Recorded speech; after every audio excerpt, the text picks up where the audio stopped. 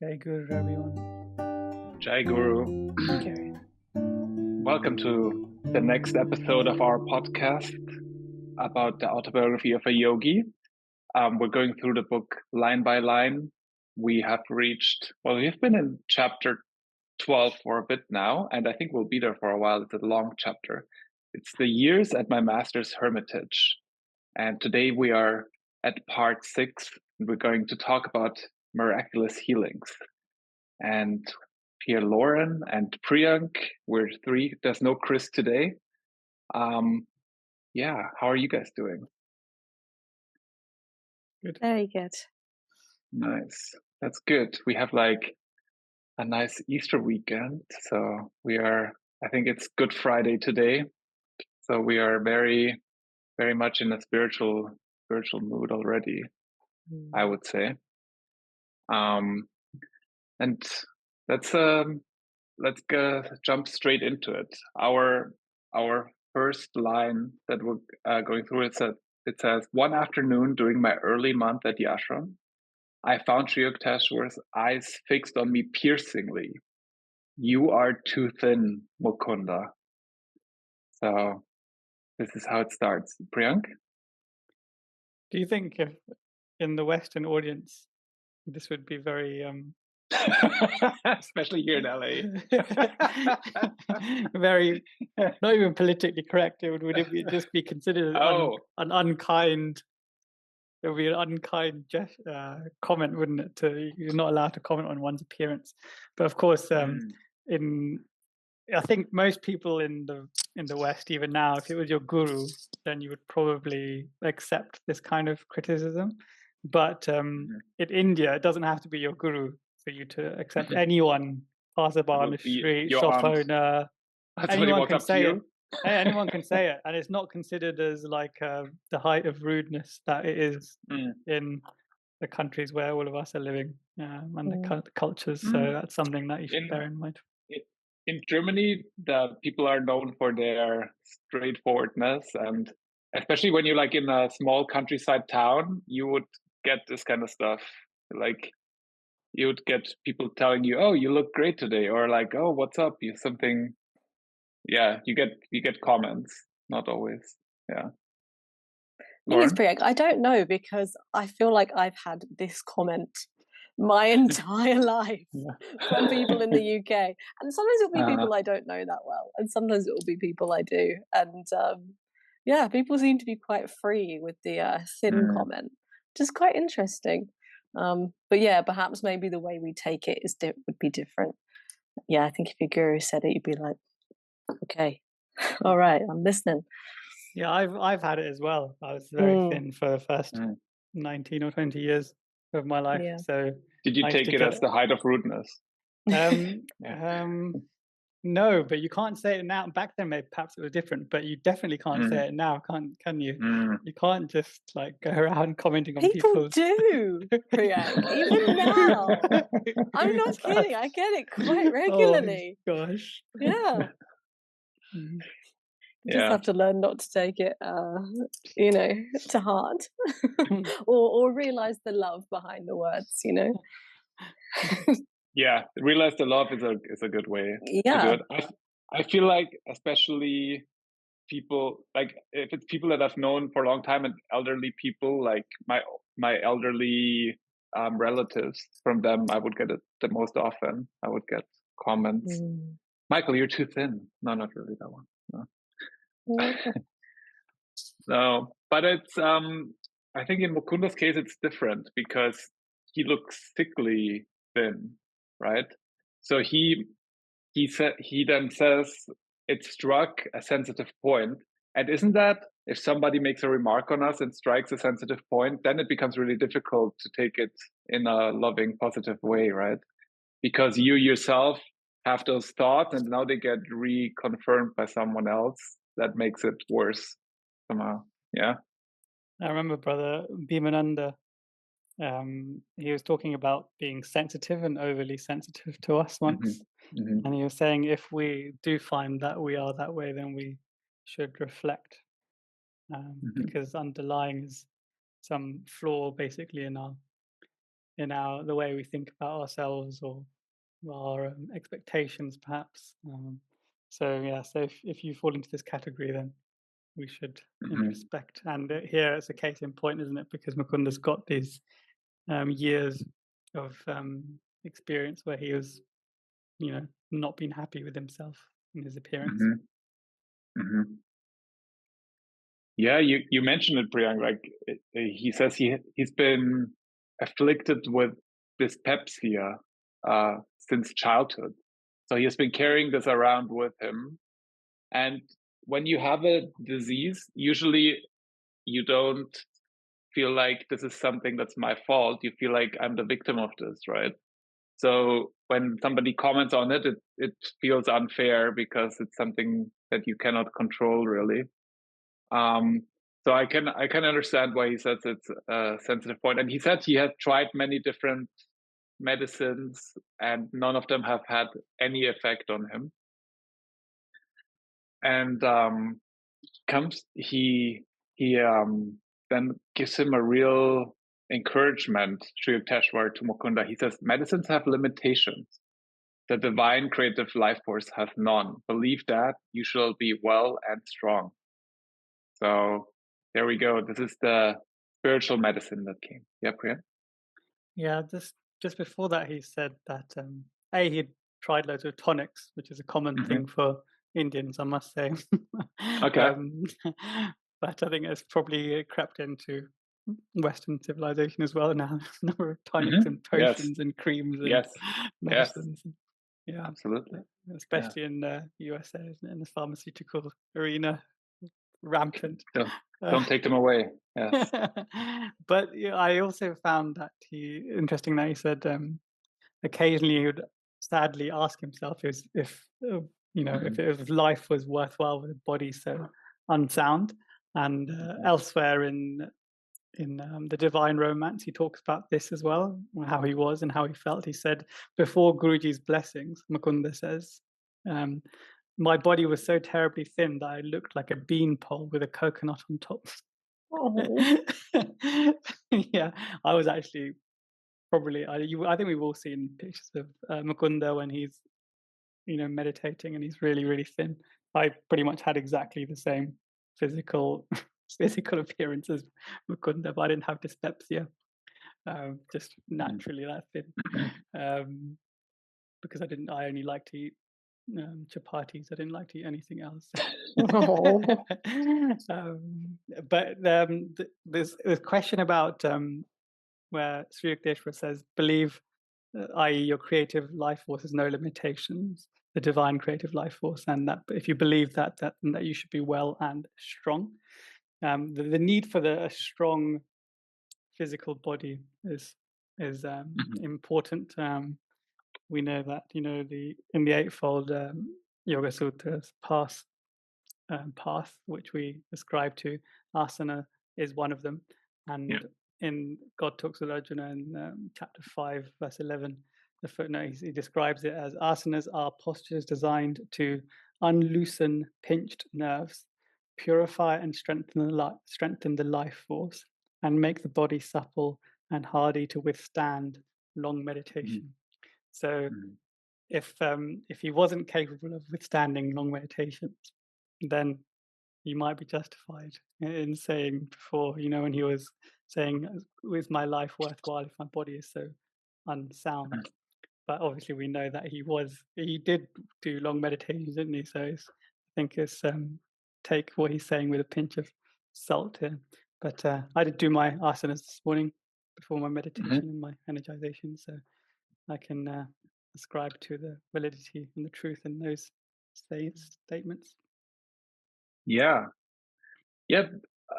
Like you said, Priyank, we don't know. He probably was able to have perfect meditations even while being thin, but Mukunda has really felt that this is a problem, and very drastically. He thought that his body is not in good shape because of that, and that's something that maybe stopped him from doing certain things that he might have otherwise done. When you constantly think of, oh, I could do this, but my body isn't well, then it might be something, a limiting factor. So he was probably trying to take this off his mind.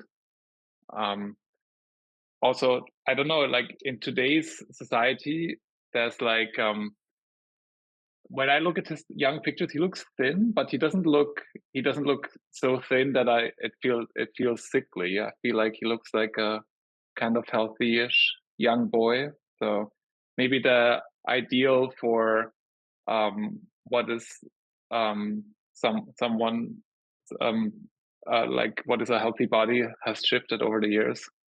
But dyspepsia does sound like a severe disease, so definitely. And Sri Yukteswar found it worth to heal him from it. So it's definitely something to bring up. And yeah, the way he heals him is incredible, I find, because he doesn't do it secretly. He goes to him and he tells him, just believe that your divine creative life force has no limits, no limitation, and that will heal him. And I think that took quite a bit of understanding and mental flexibility on Mukunda's side to make this work. There was actually no back and forth, like, no, master, you are the healer, you have to heal me. But it was just okay, got it, and then he was healed. So that was pretty frictionless in there. And I think that's important. So I feel like if a guru wants to heal you and you don't want to be healed, or you are very much holding on to those thoughts that make you sick, then it's very difficult, and it might be likely for the disease to come back later, right? So Guruji had no such problems, because Guruji said that, and then suddenly Mukunda started to gain weight and overcome his disease. He said, day by day I waxed in health and strength. He does say it's by Sri Yukteswar's hidden blessing, but he said in 2 weeks he gained the weight that he had always wanted to have. Yeah? I read in God Talks with Arjuna something similar to this. So he writes in chapter 1, verse 1, by exercise and fresh air, the issues, cells, and red and white corpuscles become charged with fresh prana-laden oxygen. The system of energization exercises, which I discovered and developed in 1916, is most beneficial, simple, and non-strenuous method for recharging the body consciously with life-giving prana. This stimulation and electrification of the tissues, cells, and bloods helps to immunize them against disease. So something we do twice a day, hopefully all of us, at least once a day. Amazing. Yeah, it's so powerful. Those kind of one book that I want to, I mean, of course, the Bhagavad Gita, but one book, if you are really interested in healing, is that I would recommend everyone, is Scientific Healing Affirmations. Guruji goes into a lot of details there about healing, and some of the things are just very basic, right? Like right diet, no overeating, exercise, like you said, Priyank, fresh air. So very, very basic, very powerful methods. Get back to health. Yeah. So Sri Yukteswar then goes on. So first Guruji says he had witnessed Sri Yukteswar healing other disciples, people that came to him from actually diseases that are very severe. Like he mentions diabetes, epilepsy, tuberculosis, and paralysis. I find paralysis is incredible, because this is something where with our medicine we haven't made much strides yet to heal this. So you need to have real control of the life force to do repair your body like this. Yeah, Priya? You've seen those massive Christian talks and gatherings where like divine healings take place, and they'll like a person in a wheelchair will come along and they'll just say some prayers, and everyone will pray together, and he'll get up and start walking. Yes. This is the image I had in mind, without all those thousands of prongs of people, and perhaps not as staged.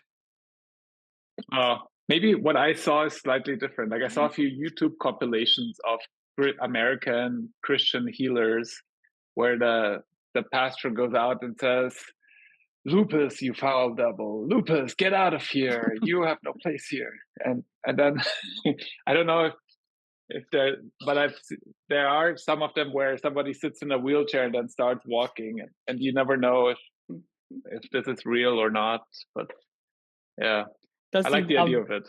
Does seem unplausible, isn't it? Because they hadn't walked for your whole life, suddenly being able to balance, and yeah.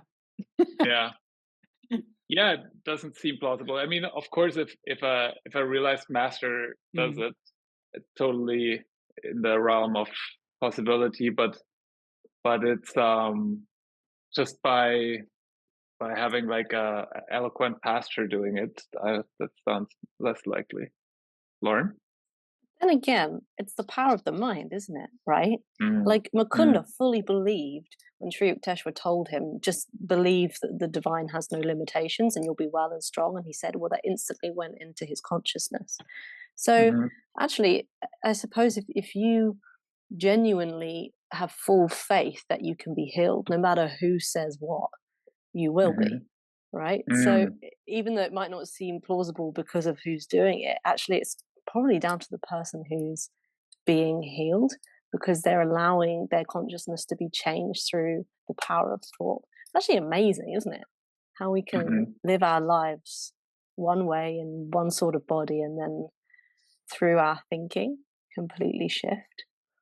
It's very inspiring. Absolutely. I think the accepting this message is almost as much of a spiritual effort as healing someone, right?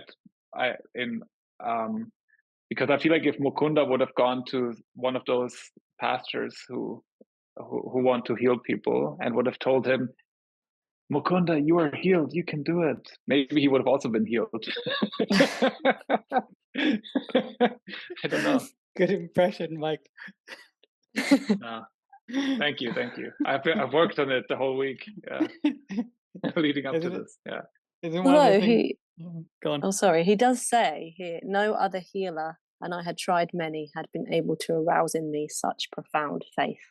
Right. So it was down to Sri Yukteswar and his word, but yeah, I mean the sentiment's still there, Mike. I remember. Is it what is one of the things I say? This power of Christ, or the Spirit of Christ, compels you to. May the power of Christ compel you. That's it. You use that often, don't they? So Sri Yukteswar then goes on and says that he himself was in the same situation of wanting to be healed. He was he had an illness and he lost a lot of weight during it. So he went to his master, Lahiri Mahasaya, and told him that. He told him, I had this illness, I lost a lot of weight. And he was hoping that Lahiri Mahasaya would come back to him and say, "Oh, you poor thing, I will heal you right away. There you go. You shall be well tomorrow." But Lahiri Mahasaya takes a slightly different approach. He says, I see you've made yourself unwell, and now you think you're thin. And that was not at all what Sri Yukteswar expected. Yeah, Priya? Yeah, he says in the writing, it calls him, Lahiri Mahasaya calls him Yukteswar, and then in the footnote, he kind of says Yukteswar wasn't called. He actually used the word Priya back then because he had not yet taken the Swami. He had not become a Swami, but Guruji used the word Yukteswar in the autobiography everywhere just to be consistent. I thought it's such a scholarly approach to it, and also then just clarifying and justifying it rather than just letting these small details pass. But I thought it was quite nice to footnote that. And I don't know if you were slightly confused, because didn't we establish a bit earlier that his name was always Sri Yukteswar and never just Yukteswar? Didn't they say that? That's true. So, and then if you could be an error, one of our first errors in the autobiography that we've seen. Didn't they say if you want to add Shri in front of his name, you would have to say Shri. Yeah, that's right. Yeah. It's not we. It's actually written it was written in one of the footnotes as well. Yeah, it's not. Yeah, definitely not us. Yeah. We haven't come up with this theory. Yeah. Good spot, anyways. Mike. 1-0 to Mike. Well, we spotted something. We think we did.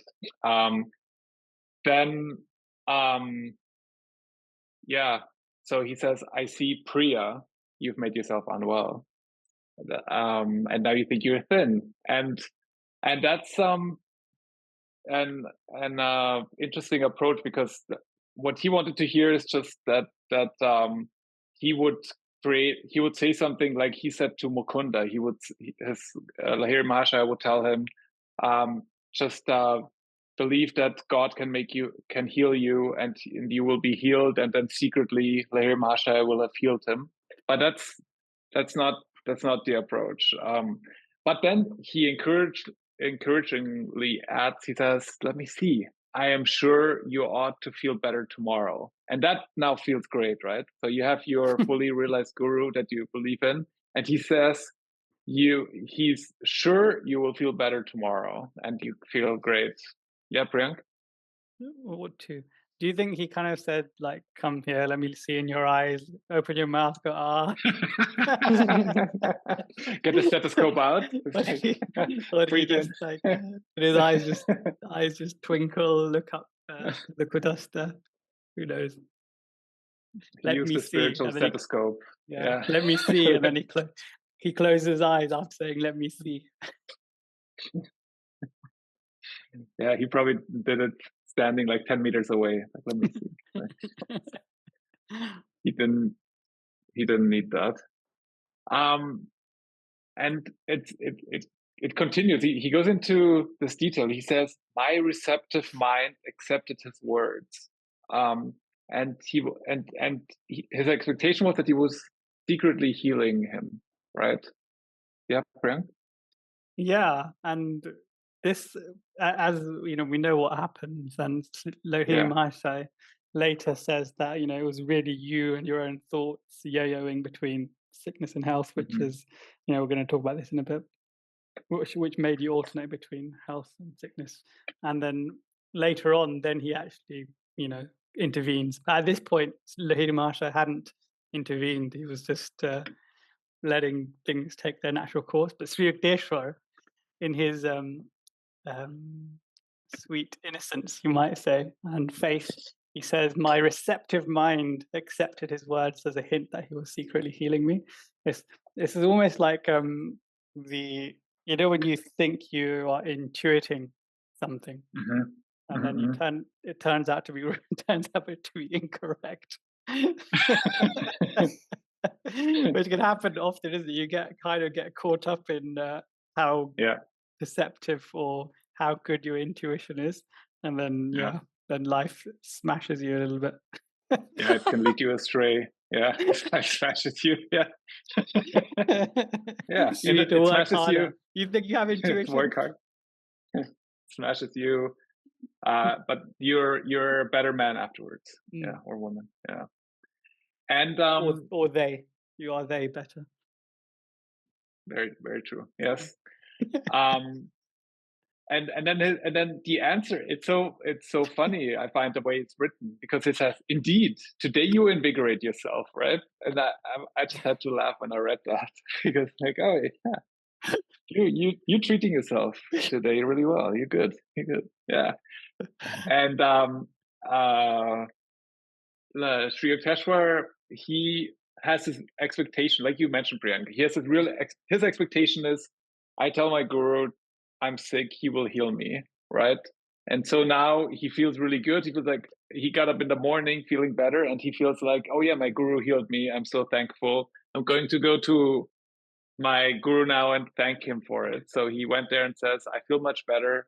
And he says, wow, today you invigorate yourself, as in you kind of made yourself feel better.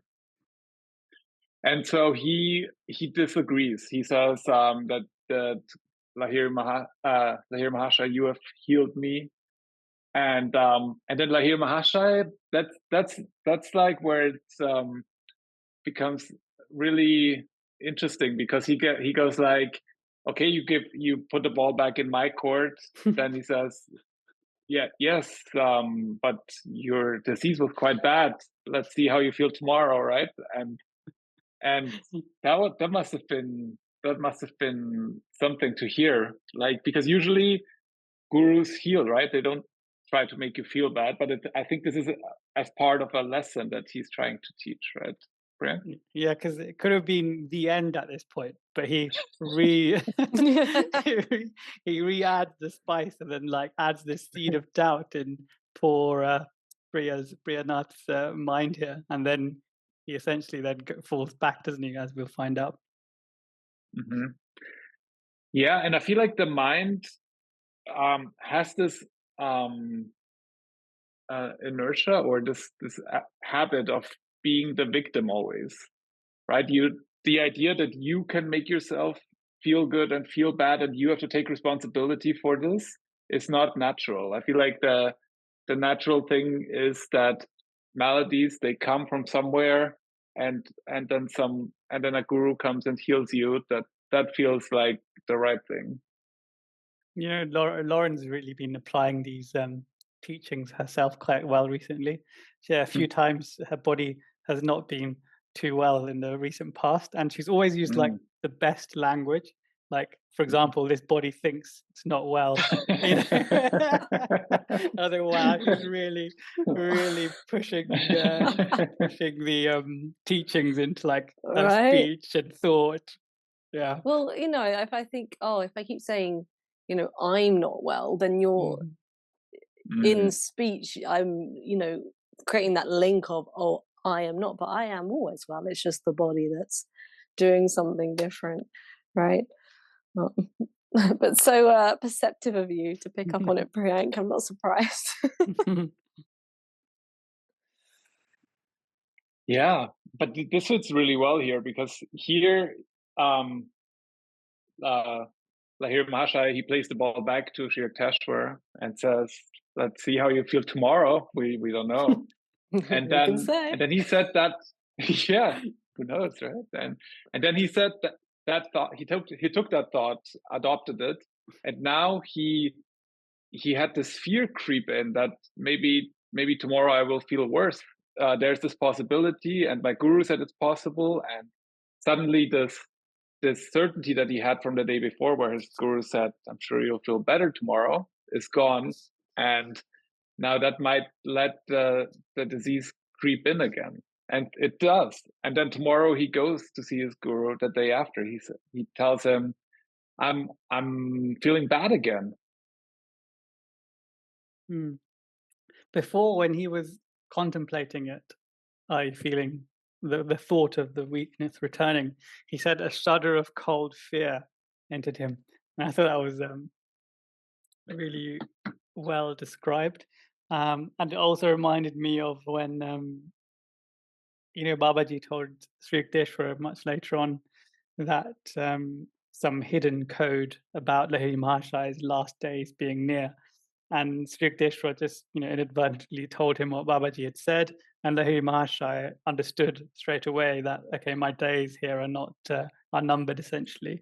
And then he said, like, he described it as something similar, like a cold wave of you know, feeling entered him, essentially. Obviously, I don't know the exact words, but it's so even for you know, you might say Priyanath isn't a Sri Yukteswar yet. He's not, you know, a self-realized master yet, or he hasn't re-realized his status yet. And he had this cold, you know, feeling the impending illness. And Lahiri Mahasaya is, a fully realized master and is established in himself. Yet he still had this. So this illness and death can impact. We should take comfort that it can impact not just someone such as Priyanath, but also Lahiri Mahasaya a bit later on when he's, going to exit his body. But he also felt something similar in terms of this dark force or dark energy. So what we should console ourselves for if we feel bad in situations such as this. Yeah, absolutely. It's a natural reaction of the mind to that Sri Yukteswar is showing here, and I think that's why he is sharing the story, because it's very relatable. That's how all of us will probably react in this situation. And but Lahiri Mahasaya, it's also very comical, so that's why I think most of us enjoy the story a lot, because then he comes back to Lahiri Mahasaya the next day and says, "So now I feel bad again," and then the Lahiri Mahasaya looks at him like he goes like, "Okay, so you indispose yourself again," and then this was like the moment where Sri Yukteswar felt, okay, maybe there's something going on. This is maybe like a game, or is Guruji really trying to just make fun of the situation? And because he feels like he has done everything correctly, but is being he doesn't get the reaction from his guru that he thought he would get. And then Lahiri Mahasaya explains, he says really that it's his own thoughts that made him strong and that made him weak. And that is what he is trying to convey to him, that you have to actually control those thoughts. And maybe that's also, that's definitely a message for all of us reading this, but especially also for an avatar who has this immensely strong willpower to heal. And so he found it that if he just tells this lesson, then he wouldn't have to, instead of healing his disciple, he would kind of show his disciple how he can heal himself in that sense. And he goes a bit further. He says that there is there's a body, but there's also this force or this electricity, and there is God who is kind of holding it all together.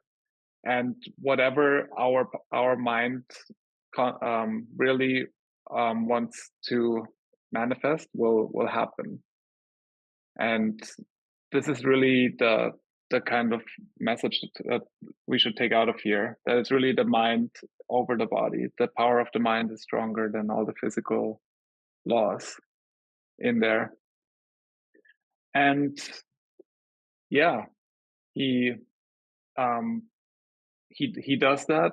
And there is really a question in here when we kind of heal ourselves. I don't know how people do that when you are ill. I'm sure you all go to the doctor and stuff like that, but do you guys do healing affirmations, or do you guys pray to Guru just to heal yourself, or do you do both?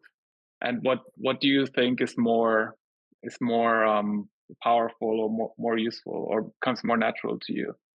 Because I myself, I'm the one who just goes, Guruji, please help me. That's always my first reaction. I like to use the scientific elements of Guruji's healing techniques. i.e., he tells us, if you have a weakened or a diseased part of your body, then you can essentially recharge it and focus your mind and energy there, and feel the healing through your spiritual eye, to the medulla, to that part, feel, direct that energy to that healing. So I like to practice this, but moreover, I also like to practice the thing that Lauren said that she was doing herself an injustice there earlier when she said it was just, this body is sick, but I cannot be sick. But she also did something which Yukteswar advises, I think later or in this chapter alone. She said, don't, even if you're ill, don't ever acknowledge that you're ill. Then if you do that, then the unwelcome visitor will soon flee, right? So if you don't give any credence to or acknowledge the lack of health that you have at that given moment, then it will soon vacate itself. And tomorrow I'm doing on Sunday actually, I'm doing the Easter sunrise service. So I was just looking at the book Journey to Self-Realization, and there's a chapter called Resurrection, Renewing and Transforming Your Body, Mind and Spirit. And there's a really nice section here just on this very topic, which reads, according to experiments by German scientists, many people are better off because they do not constantly analyze their physical condition or suffer from mental discouragement because of their maladies. There is a close relation between the mind and the body. So destroying the consciousness of disease is vitally important. Many times diseases have left us, but our consciousness of disease brings them back again. Resurrect yourself from the consciousness of physical disease. God did not create disease. Do not find difficulties. Be unafraid. These are truths that have been preached in India from ages ago. Truth that shall make you free. Beautiful. I can relate to this a little bit. Like I'm the kind of person, I hate being in hospitals because I always feel like it shows, it brings me in contact with people who have all kinds of problems, bodily problems, and then I suddenly feel like I kind of, my mind projects them on myself suddenly. Or, for example, when I see TV shows about hospitals, there's like one show that I really liked like 10, 15 years ago that was called House MD. And I constantly, I saw myself like falling asleep, and I had to think about an episode of House MD where there was some kind of disease, and I was like, oh no, what if I have that? I also feel a bit pain here or whatever, right? So then I just stopped watching that show because of that. So I do feel that is something you have to be careful with, exposing your mind to. Yeah, it's true, isn't it? Like the power of the subconscious mind, it's really powerful. Like, and I think you're right, Mike, not watching those programs is probably very helpful. But I feel like even those really latent seeds in our own minds of, like disease consciousness and things like that. I mean, I can definitely testify to that. Priyank's painted a lovely picture of me, which I'm not sure is quite accurate. But when we have those kind of even subconscious thoughts of sickness, right? If we're not really careful, they will come in, and it's something that I often find myself kind of battling against, and sometimes it wins and I get all back in the body consciousness, and sometimes we can kind of overcome. But yeah, it's interesting your question, like when you were saying, like what technique do you use? Like, do you just pray to Guruji? I think it depends, doesn't it? Like, it depends what it is, because I know Guruji's very practical as well, and he says, well, if there are things that can be healed with doctors say like a broken bone, then of course go and get healed by a doctor who is an agent of God, right? But if there's something that you can heal yourself, then do it. So I think we need to use our discrimination, don't we? We don't want to wait there with a body of broken bones and just hope for the best, Well, if you have been mentally weak, Lauren, you've never shown it to me, because I've never seen you succumb to your subconscious doubts. Well, you always portray the positive aspect. Well, Greg, when I'm saying these things, oftentimes it's me just trying to really affirm. That's half the battle, isn't it? Yeah, but appearances could be deceiving, Greg. You're getting high praise, Lauren. I think people are going to start seeking you out when they need healing. Yeah, it's wonderful, but it's not. It's not true. We'll put Lauren in one of those big concerts, those Christian healing concerts. Absolutely not. I'm definitely not the person to be doing that. If anything, I need to be at one of them. Yes, get healed instantly by Lauren. Yes. Oh, I wouldn't mind going to one of those one day. I reckon the energy will be like really phenomenal. Yeah, everyone's got so much faith, haven't they? Yeah, it's beautiful. Yeah, I've seen this, and I don't know if you guys ever been to Lourdes in the south of France.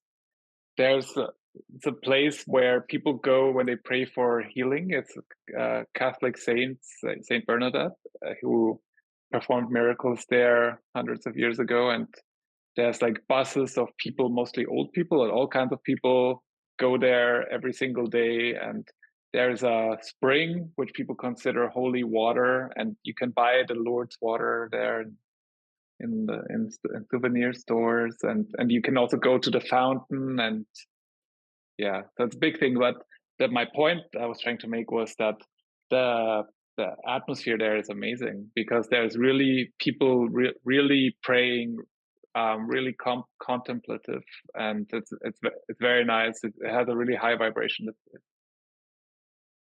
I went. My friend went there and got me some water when I was at university, and I got some water from the Ganga, and my Muslim friend had some water from the Zamzam well. That's supposed to be very holy for Muslims. So we mixed it all into one jug. And did it explode? Exploded with healing energy. Yes. We mixed it all and basked in our shared healing prowess. Yes, yeah, that's what I meant. Yeah, it was started bubbling up. These three waters are not meant to be mixed. They did not mix. They separated.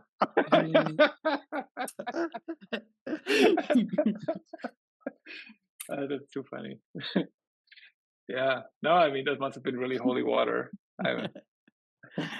I'd like to. Do you still have that bottle, or is that gone? No. Is that like you moved out and then, or you watered the plants with it? Or? No, we finished it. We all needed healing. Yeah, we all needed it. Okay. Yeah. Oh, that's nice. I would like to have some holy water at home again. That would be nice, actually. Yeah, where were we? We were at the point where Lahiri Mahasaya told Sri Yukteswar that whatever he puts his powerful mind to will come to pass. And then Sri Yukteswar, he started to understand the point that his guru is trying to make. And he asked him then, he was like, so even now, if I think I'm well, will I regain all my strength? Will all those good things come to pass? And the answer of a great master is then, it is so even at this moment. So I guess this was like an instant healing at this point. And so it was. So he said, I instantly felt an increase, not only of strength, but of weight, which is physically, this is like even more of a miracle than feeling better. It's like you suddenly have more mass than before, which is pretty incredible. Yeah, even probably more of a miracle than walking after being paralyzed, isn't it? But this healing, there's a hidden line here which said, my guru spoke gravely, his gaze concentrated on my eyes. So it seems like that was an important part of that particular healing. So it feels like there was like a transfer of prana or some other life substance, life-trons perhaps, in from that gaze from Lahiri Mahasaya to Sri Yukteswar. And I like how the scene ended. He said, after a few hours at his feet. So I feel like this is the default in those higher ages ashrams. You have like your master sitting there somewhere in a parlor, and all the disciples, they sit there with them for hours and just meditate and possibly communing in some mental way. Just being in the presence of your master is probably more helpful than any talking you could be doing there. And yeah, so they were sitting there for a few more hours. Then he went home to his mom. Yeah, it says after he was healed, the strength came back. He says Lahiri Mahasaya retreated into silence. So that is, and by my counting now, interiority moment number 11. Seems to be approximately one per chapter. So he's retreating into silence, something that, and stillness, something that we're taught to do after each of our meditation practices, and live more and more in that space, as Lahiri Mahasaya has just shown us. Yeah.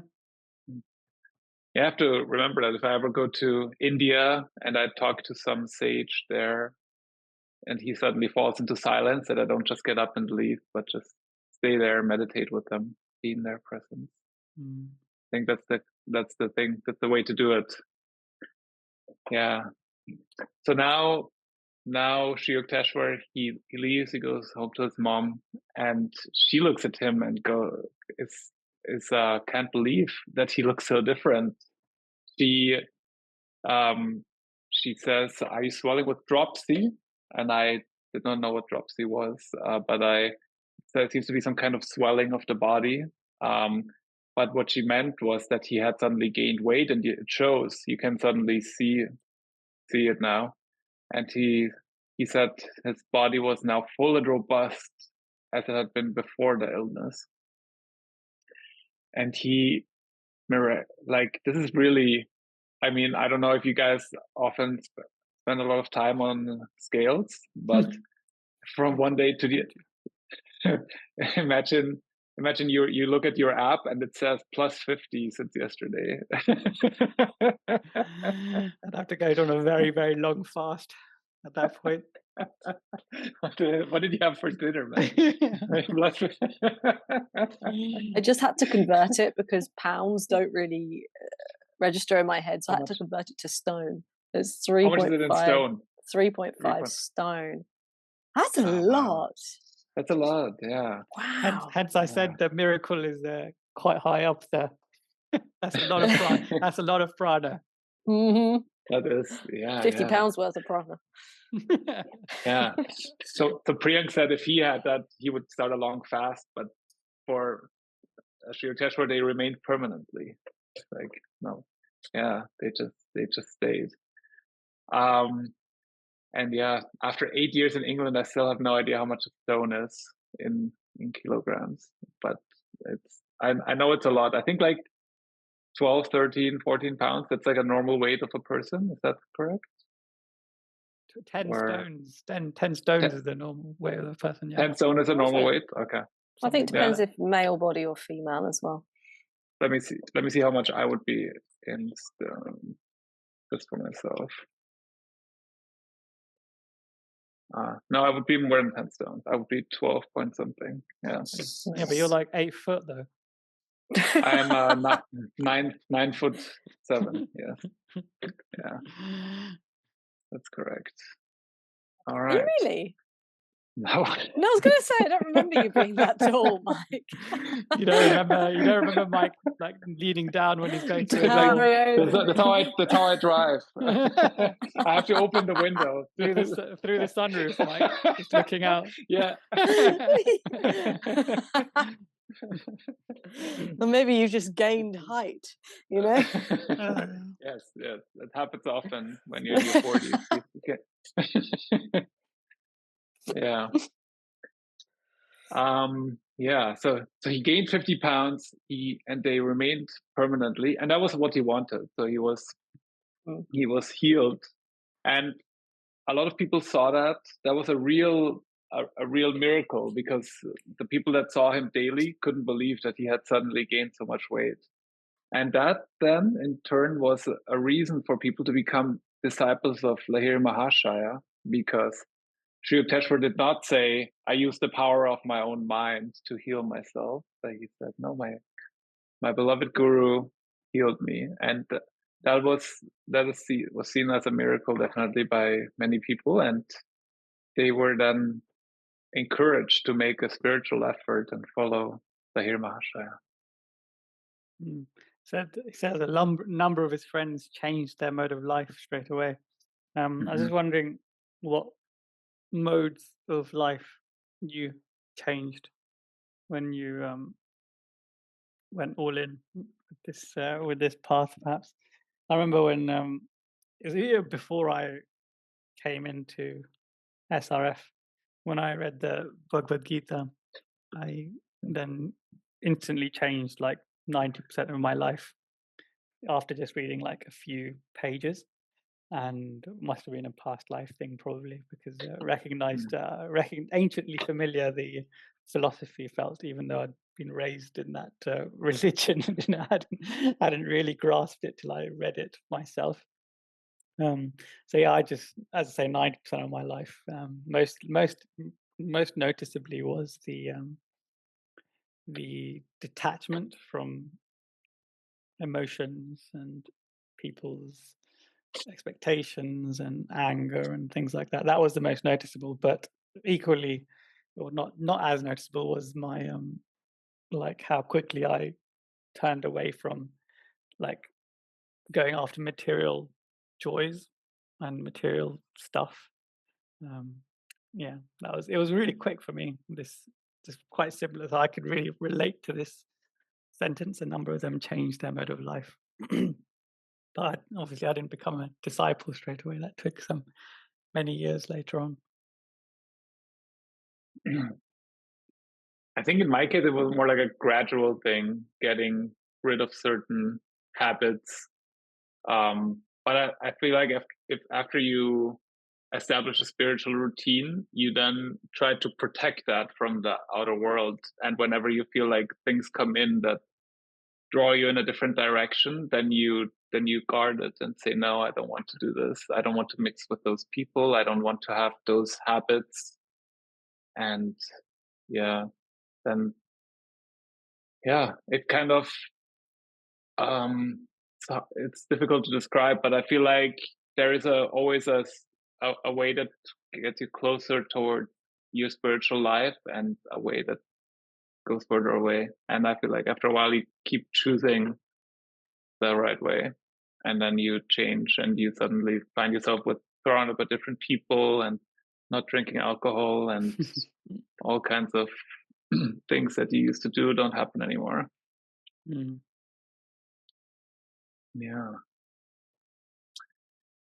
So there's Lahiri Mahasaya. He gets Sri Yukteswar, he continues describing his guru. He says he was awake in God, and he was completely aware of his unity with the divine dreamer, and that he could basically do anything he wanted. Any change he wished to make, he could do. And then there's a really nice footnote about this that I'm going to read out. Says it's a quote from the Bible. It's Mark 11:24. Says, "What things soever ye desire, when ye pray, believe that ye receive them, and ye shall have them." God-united masters are fully able to transfer their divine realizations to advanced disciples, as Lahiri Mahasaya did to Sri Yukteswar on this occasion. So, note that he says to advanced disciples, not to everyone. I guess you have to do your part and be receptive. I would say so. But it's still very encouraging. So once you are on the way on the spiritual path, there's your guru, and there is sages that can help you make progress faster. And I find that a very encouraging thought. And then he goes on. He says there are laws, and then there are the laws that govern like the universe and everything material. And he says those are open for science to discover. He calls them natural laws. But then he says there's also subtler laws that are behind everything, and they can only be understood through the science of yoga, and not really accessible to the physicists. And this is an important point. And there's a section in Scientific Healing Affirmations. When you go to healing, there's a chapter called Healing Body, Mind, and Soul. Guruji makes a point about God's laws applied to matter, and then acquiring the power over life energy. Would you guys mind reading them out? God's laws as applied to matter. Salves may be useful for itches, sores, cuts, and so on.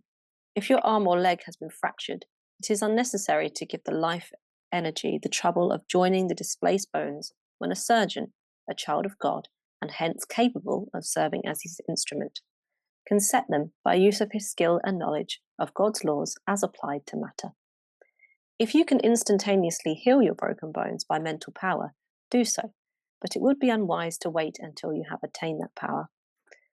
By fasting, massage, osteopathic treatment, chiropractic adjustment of the vertebrae, yoga postures, and so on, we may help to remove or relieve congestion in the nerves or vertebrae and permit the free flow of life energy. Next is acquiring power over life energy. On the other hand, mental cure is superior to all methods of physical cure, because will, imagination, faith, and reason are states of consciousness that actually and directly act from within. They furnish the emotive power that stimulates and directs the life energy to accomplish any definite task. Autosuggestion and various affirmations are useful in stimulating the life energy, but because a practitioner often employs such purely mental methods without consciously working with the life energy, thus failing to establish any physiological connection, they are not invariably efficacious. A cure is certain if psychophysical techniques are combined with the power of will, faith, and reason to direct the life energy and to reach the superconscious mind. In that blissful state of reality, one comprehends the inseparable unity of matter and spirit and solves all problems of inharmony. Very nice. And I assume this was the kind of state that Sri Yukteswar was in when he was healed by Lahiri Mahasaya, and he just had to point him in the right direction to heal himself. Yeah. Remind himself of his capability to receive the healing through his gaze. I think I read somewhere that God and Guru are constantly trying to heal you and bless you, and really just opening up, being receptive to this healing is really what we need to do, instead of just constantly focusing on the material world, but opening ourselves up to become a channel of their blessings. Yeah, and the last sentence is of this part of the chapter 12 is, it is not the physicist, but the self-realized master who comprehends the true nature of matter. By such knowledge, Christ was able to restore the servant's ear after it had been severed by one of the disciples. And that also leads to a footnote about that story. And he says, the story of the Bible, it says, and one of them smote the servant of the high priest and cut off his right ear. And Jesus answered and said, suffer ye thus far? And he touched his ear and healed him. That's from Luke 22:50-51. So that sounds also like quite the scene, because it sounds like he cut off the ear completely, right? And then probably Jesus picked it up and kind of reattached it.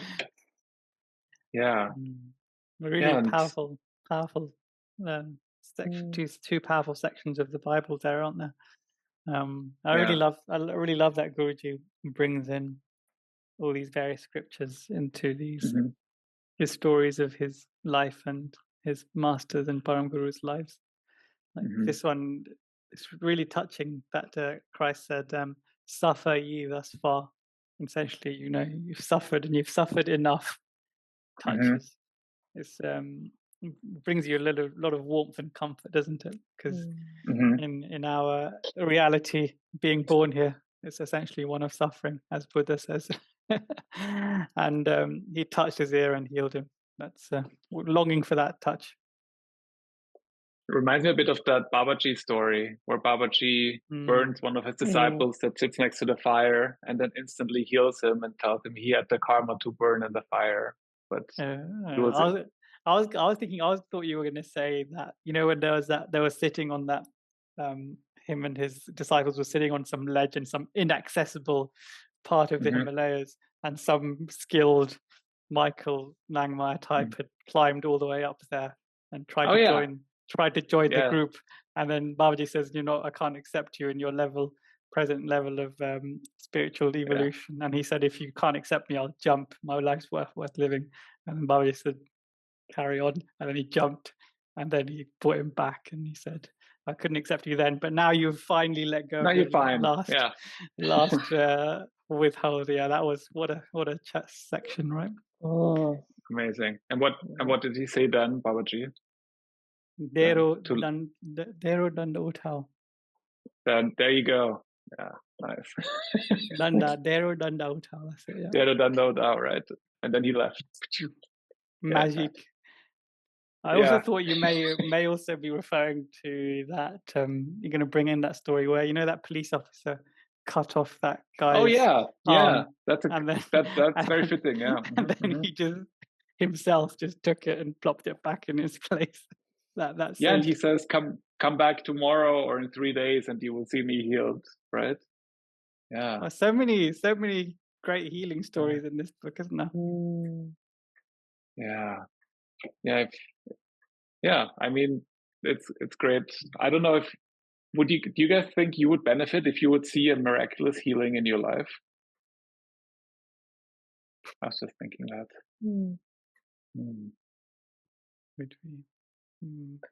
I suppose we all would, wouldn't we, in some way? Because we'd be reminded of the possibilities of God. It reminds me of the quote in the front of Autobiography of Yogi: "Except you see signs and wonders, he will not believe." Right? Do you think? Yeah, go on. Sorry. I was going to say, well, we may believe in mind, but do we actually really believe with full faith that that's possible?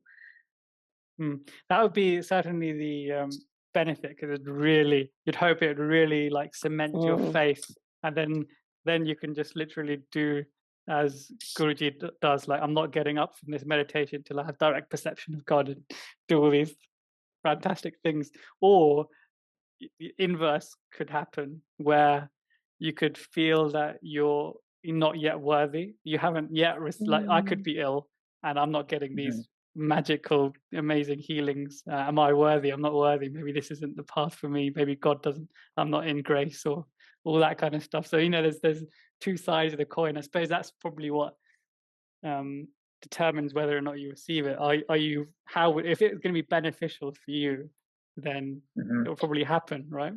And if it isn't your time, then you're not meant to go through that or see it or be in that grace to experience it. Because Guruji says, back in the early days, he would heal the body for some people, and then he'd find that people would leave after the body had been healed. So maybe it's also that as well. It's like you were saying, Frank. How is it actually going to benefit you? Are you going to be benefited? by any sort of healing in the long run, spiritually. That's probably even worse, isn't it? Like having the grace and then just carrying on. Yeah. Oh yeah, that happened that time. That man with the long hair, he don't know what he did. We did talk about this, didn't we? Oh, go on, Mike. There's a story like this coming up about a disciple who is not super grateful for being healed, right? Yeah. It's easy to forget the blessings, isn't it? That's also once you got them, you gotta go like, okay, carry on as before. You could do that, but yeah, maybe it's like if we don't experience a big healing, also means we don't have to. That's a good thing. Yeah. Anyways, I think we've done justice to this part 6 of chapter 12. Anyone wants to add anything? So no, then thank you to the listeners and to people who watch it on YouTube, and stay tuned for part 7 of chapter 12. Jai Guru.